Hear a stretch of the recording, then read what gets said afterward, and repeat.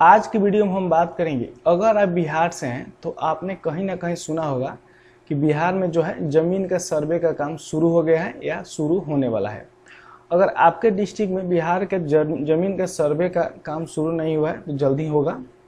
उसके पहले आपको यहाँ पे ऑफिशियल एक नोटिस दे दिया गया है कि आपको क्या क्या पहले से कर लेना है, नहीं तो आगे चल के आपको बहुत यहाँ पे दिक्कत हो सकती है, ऑफिसों का चक्कर लगाना पड़ सकते हैं।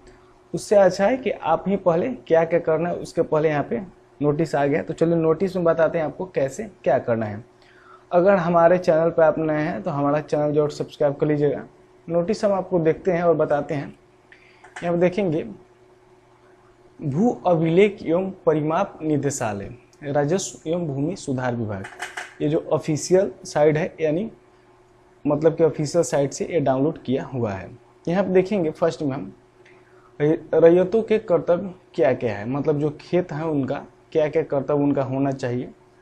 यहाँ फर्स्ट में देखेंगे रैयतों के कर्तव्य निम्न प्रकार के। आपका जो सर्वे होगा उसके पहले आपको क्या क्या कर लेना है यहाँ पे डिटेल बताया गया है।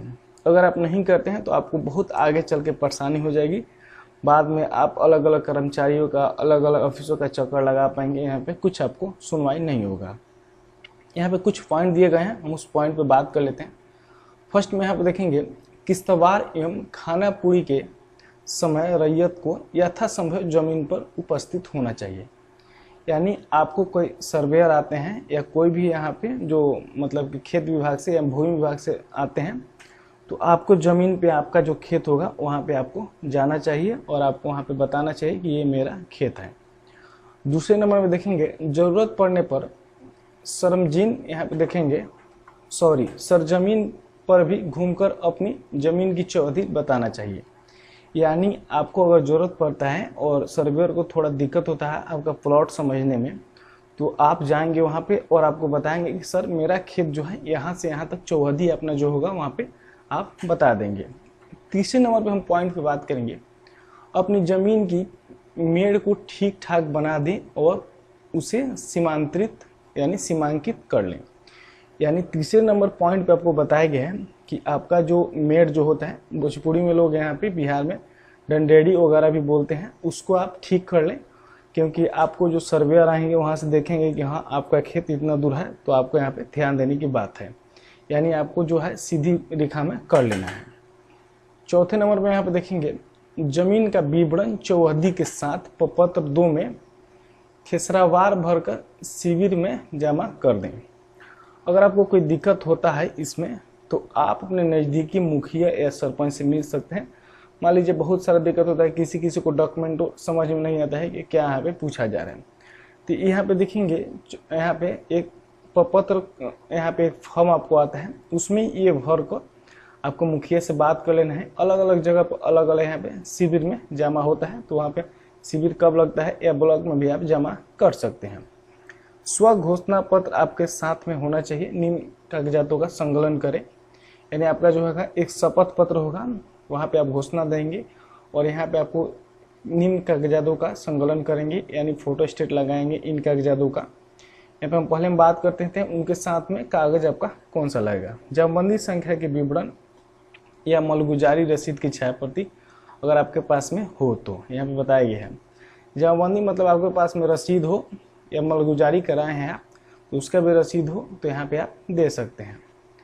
खतियान की नकल यदि उपलब्ध हो तो, खतियान की नकल जो होता है, बहुत सारे लोग पहले से कुछ न कुछ कागज रखे हैं, उसको भी आप फोटो स्टेट करा कर दे सकते हैं। जिनको खतियान या जमाबंदी या मलगुजारी समझ में ना आए, अपने बुजुर्ग से बात कर सकते हैं कि ये क्या होता है, क्योंकि अलग अलग जगह पर अलग अलग डिस्ट्रिक्ट में अलग अलग भाषा में इसको समझाया जाता है।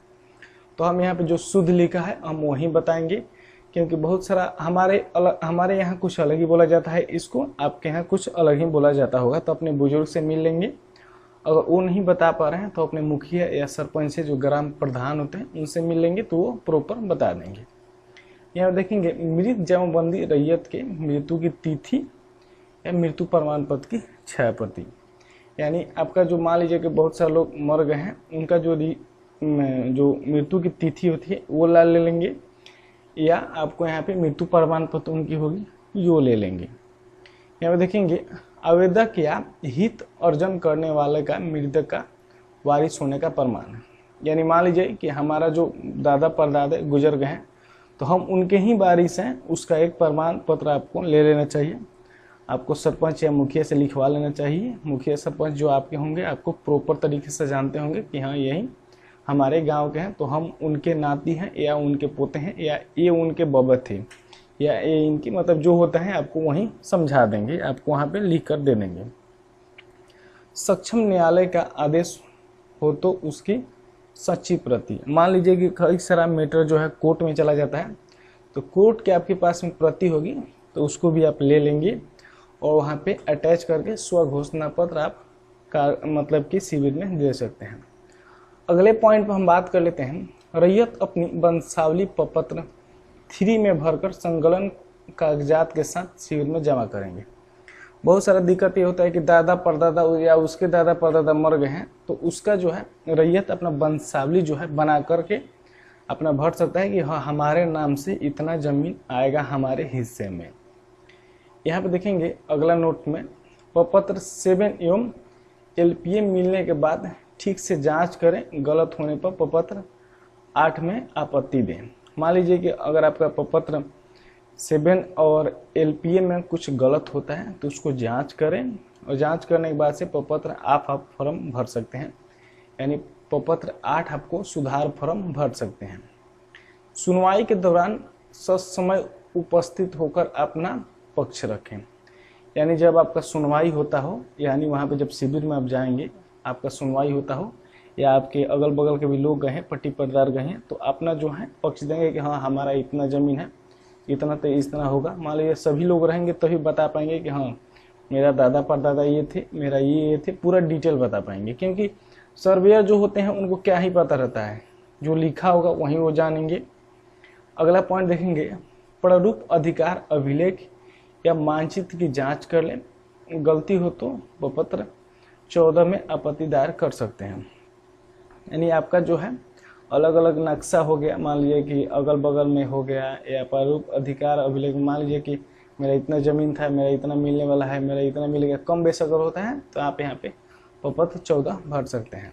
अंतिम रूप से तैयार अधिकार अभिलेख एवं मानचित्र को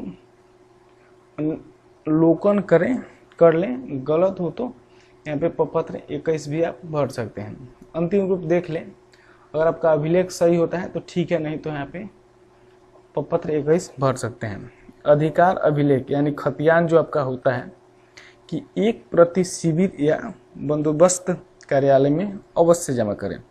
यानी आपका जो शिविर होता है उसमें जमा कर सकते हैं या बंदोबस्त कार्यालय में जमा करेंगे, क्योंकि वहाँ पे आपका डॉक्यूमेंट रहेगा और आपका सुरक्षित डॉक्यूमेंट रहेगा, क्योंकि आगे चल के भविष्य में आपका कोई काम आ सकता है। इसको आप ध्यान देंगे क्योंकि सर्वे बहुत जल्दी आपके यहाँ पर भी स्टार्ट होने वाला है। मान लीजिए बहुत सारे ज़िलों में स्टार्ट हो गया, आपके ज़िले में कब स्टार्ट हो जाए ये कोई नहीं जानता है, तो आपको हमेशा तैयार रहना चाहिए, क्योंकि बाद में आपको हल्ला करने से कुछ नहीं होने वाला है। जो हो गया सो हो गया, बाद में आप यहाँ पे बताया जा रहा है प्रपत्र इतना भरें इतना भरें इतना भरें, आप भरते रह जाएंगे, यहाँ पे कुछ नहीं होने वाला है। हम यही कहेंगे कि आप अपना डॉक्यूमेंट तैयार रखें। सब कोई डॉक्यूमेंट में दिक्कत होता हो तो अपने दादा परदादा या आपके घर में जो बुजुर्ग होंगे उनसे मिलें, उनसे पूछें, सब डिटेल बताएंगे अगर आपको किसी चीज़ की जानकारी ना हो तो। अगर ये वीडियो आपको थोड़ा सा भी अच्छा लगा हुआ हो तो हमारा चैनल जरूर सब्सक्राइब कीजिएगा, वीडियो को लाइक करना ना भूलिएगा।